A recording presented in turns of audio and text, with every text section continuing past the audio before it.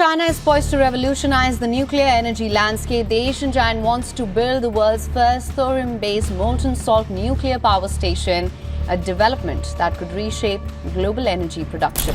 China's second nuclear power generator to use Hualong 1 technology has just launched commercial operations, making another milestone in the commercialization of China's homegrown nuclear technology and one more step toward a low-carbon future.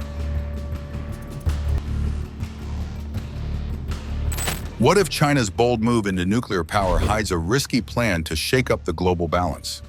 Right now, China depends on unpredictable sources like solar and wind, which only meet a small part of its energy needs. Turning to nuclear energy isn't just a smart choice for them, it's a matter of survival. But what could they do next?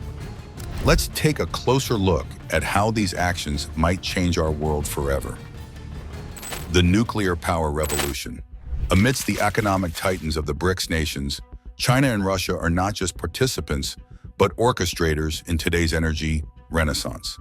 As the narrative unfolds, the world watches as these giants not only pledge to reforge energy norms, but also to destabilize and redefine the pillars of global financial systems.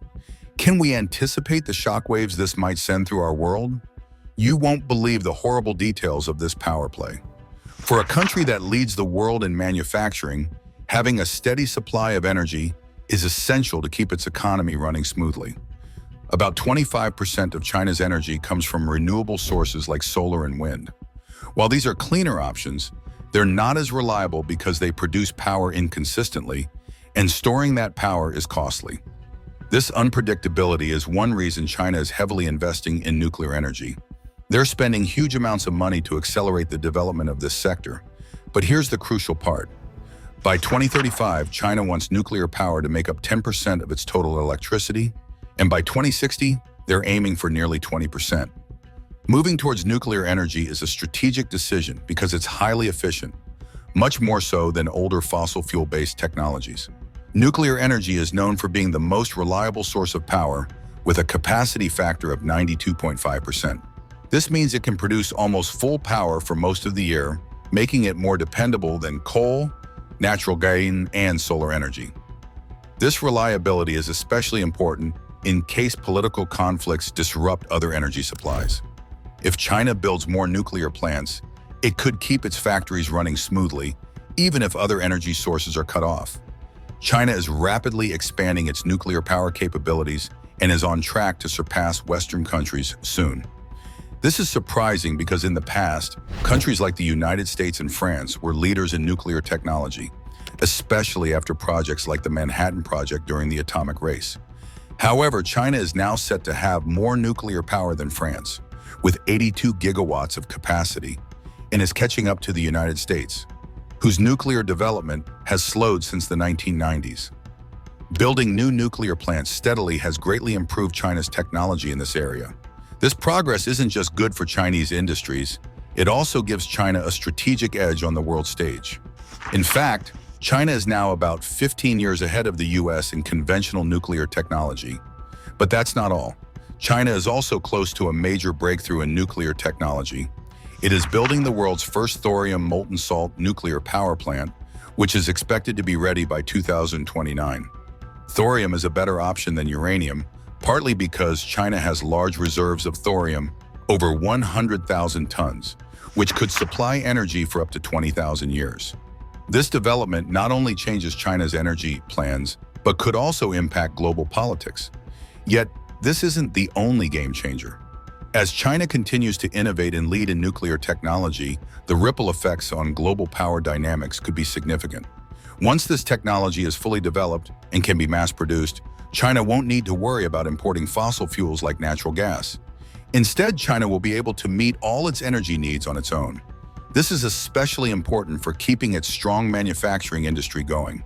With this technology, China could even surpass other big players like the United States and France, making Beijing a global leader in exporting power generation technology. Let's explore how deserts could be the future of nuclear power.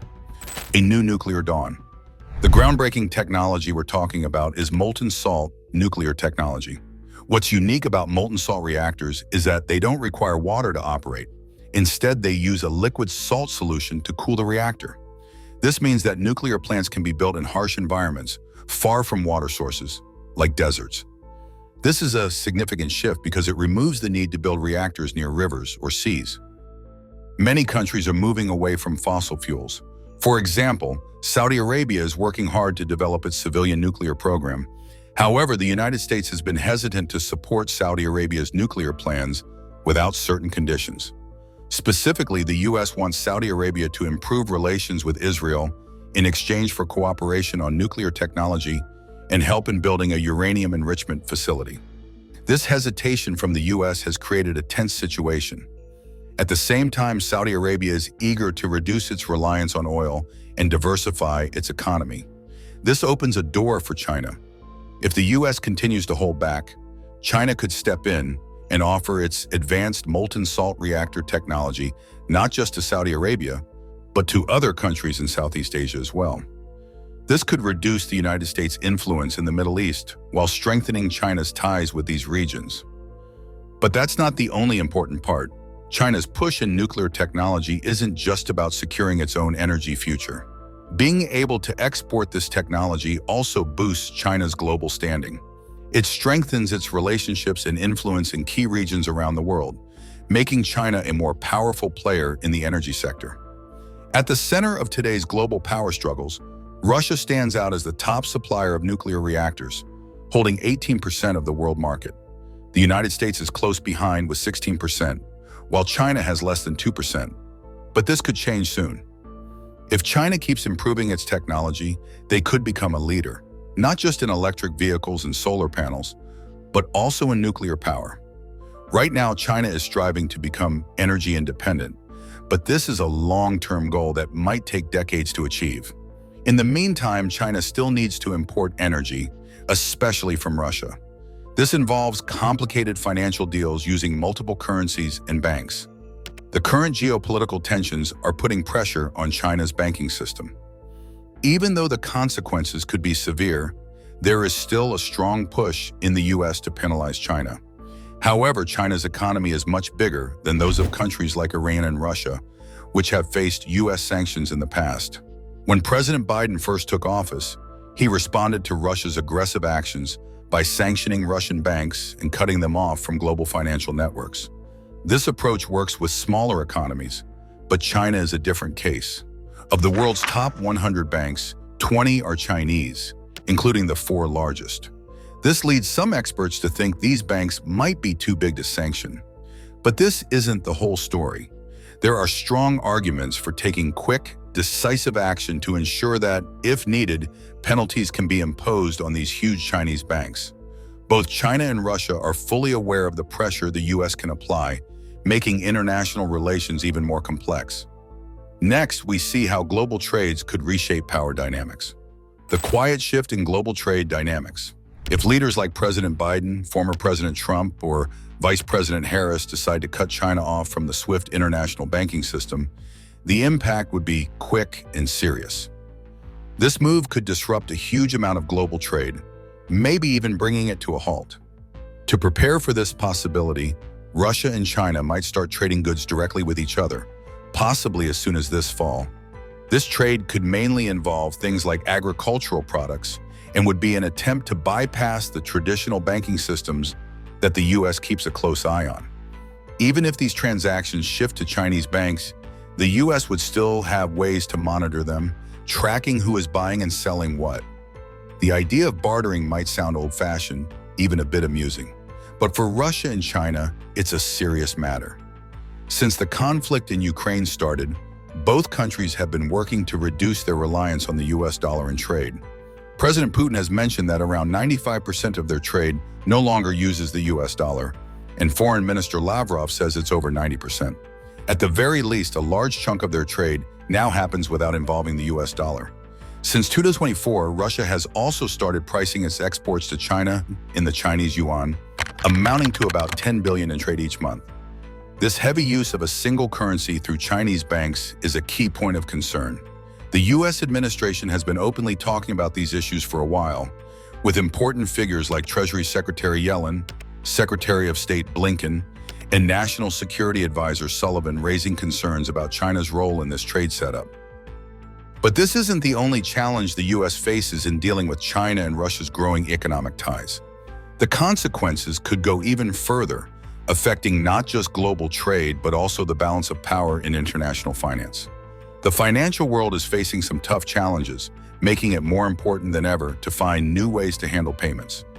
Russia, in particular, needs to find ways to secure money to buy essential goods from other countries. One possible solution is trading goods directly, which is known as barter.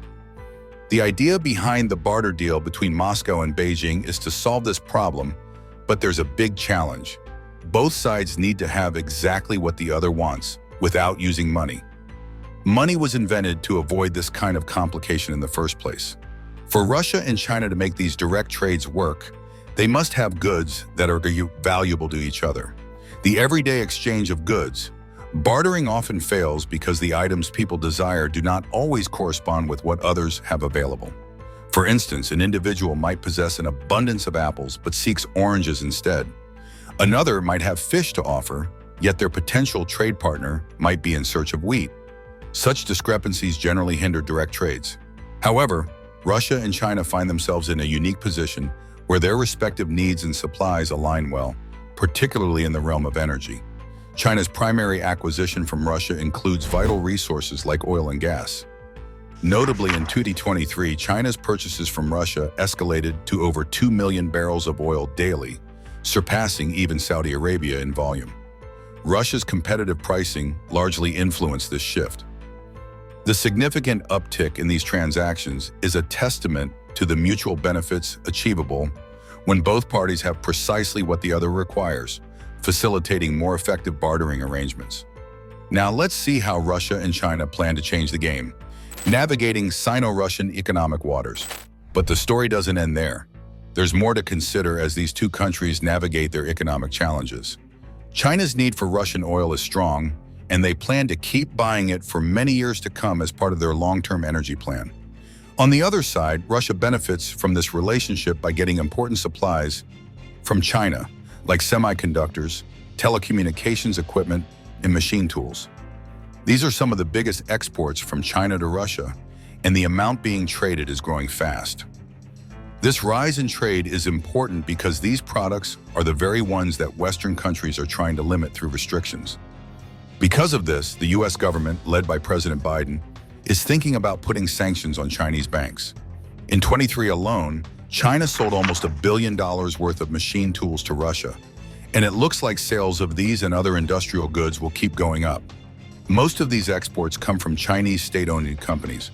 This means that if the Chinese government decides these companies need to trade more, they must do so. This shows how much control the government has over trade policies. Both China and Russia are working together to reduce their dependence on Western markets and build a more self-sufficient economy. But that's not all. These efforts are just one part of their larger strategy.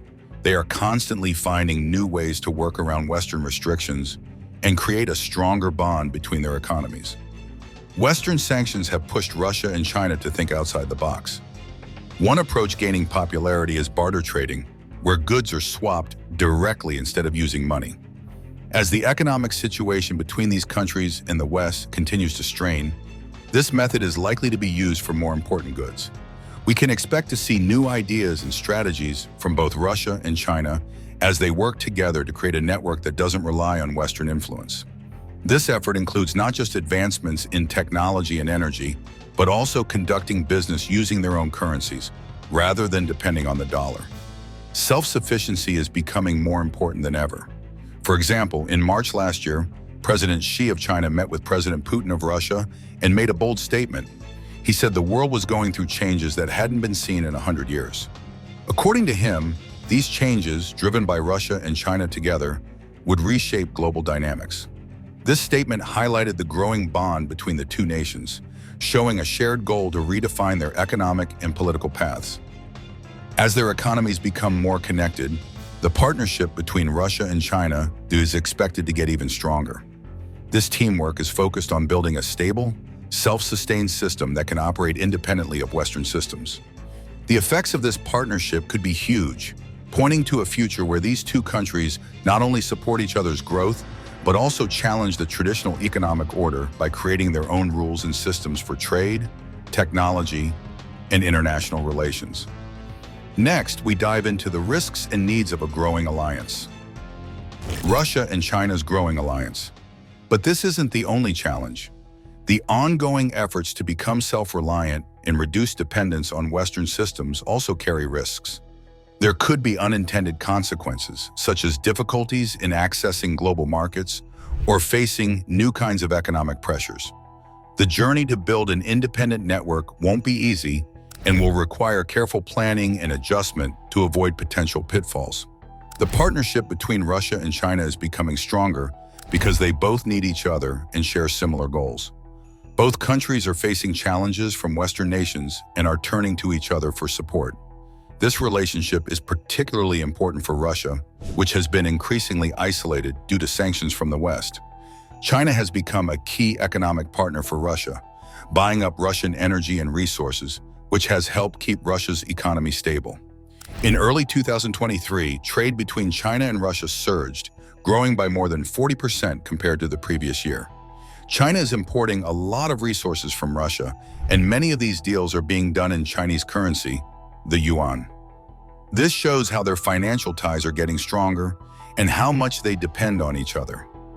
On the military side, Russia and China are working more closely together. They have conducted joint military exercises and shared defense technologies, which boosted their military power and send a message to the world about their strong partnership. This collaboration isn't just about defense, it's also about showing their united front to the rest of the world. Politically, both Russia and China are pushing for a world where they have more influence, challenging the dominance of Western countries, especially the United States. They support a world with multiple powerful countries where no single nation can control global rules. This shared vision is a key part of their partnership as they work together to reshape the world in a way that benefits them. But this isn't the whole story. Despite their strong partnership, Russia and China do face some challenges. Both have interests in Central Asia, which could lead to competition and tension between them. Also, differences in their economies could cause issues down the road. How they handle these challenges will be crucial for the future of their relationship. The relationship between Russia and China is complex, with both cooperation and potential conflicts. This partnership has major implications for global politics, affecting not just the two countries, but also the rest of the world. How they manage their relationship and their competing interests will play a big role in shaping the future of international relations. It's becoming more obvious that some countries might actually break away from their ties with Western nations. If they choose to do this, we could see a lot of confusion and challenges. Everyday items might become more expensive, and there could be a general sense of uncertainty across the world. At this point, it seems like there's no turning back. The situation has gone too far, and we're likely facing even more complex times ahead. The old ways of dealing with these issues just don't seem to work anymore. But here's where things get even more interesting. Could China eventually take the lead in developing and controlling nuclear technology, even surpassing Western nations? Could we also see a time when countries around the world stop using the US dollar as the main currency? If these changes happen, how would they affect global economics and politics? Would the world become more balanced in terms of power, or could these shifts lead to more conflicts and economic difficulties? What do you think? Could these shifts lead to a more balanced world, or just deeper divisions? Like, comment, and subscribe for more.